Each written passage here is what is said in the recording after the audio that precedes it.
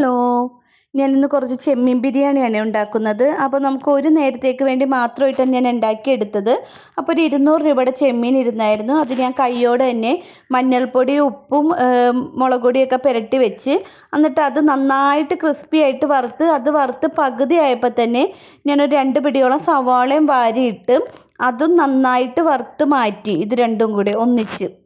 എന്നിട്ട് കുറച്ച് പുതിന, മല്ലിച്ചീര, ഇഞ്ചി, പച്ചമുളക്, വെളുത്തുള്ളി എല്ലാം മിക്സിയിൽ ഒന്ന് ക്രഷ് ചെയ്തെടുത്തായിരുന്നു.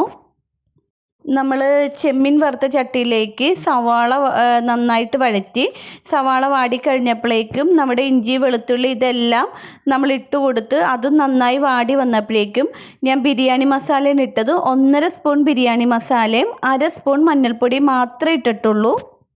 അതെല്ലാം നന്നായി വാടി വന്നപ്പോഴേക്കും തക്കാളിയും ഇട്ട് കൊടുത്ത്, തക്കാളിയും വാടിയതിന് ശേഷം ഞാൻ ഒരു ഭാഗത്തോളം പച്ചച്ചെമ്മീൻ വെച്ചിട്ടുണ്ടായിരുന്നു. ആ ചെമ്മീൻ ഇട്ട് കൊടുത്ത് അതും നന്നായിട്ട് ആ ഗ്രേവിയിൽ കിടന്ന് നല്ല ഡ്രൈ ആയിട്ട് വന്നു. മസാലയ്ക്ക് ചെമ്മീത്തിൻ്റെ ഫ്ലേവർ നന്നായിട്ട് വന്നിട്ടുണ്ട്.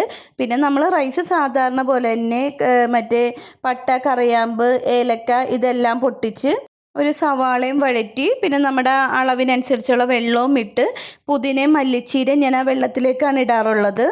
നാരങ്ങ നീര്, ഉപ്പ് ഇതെല്ലാം ഇട്ട് അരി ഇട്ട് കൊടുത്ത്, അരിയും നല്ല സെറ്റായി കഴിഞ്ഞപ്പോഴേക്കും നമ്മൾ ഇതിൻ്റെ മസാല, ചെമ്മീത്തിൻ്റെ മസാലയൊക്കെ ഇട്ട്, പിന്നെ നമ്മൾ ആ വറുത്തതാണ് ഇട്ടേക്കുന്നത്. വറുത്ത മസാല ഇല്ലേ, സവാളയൊക്കെ ഇട്ട് ഭയങ്കര ടേസ്റ്റാണ്.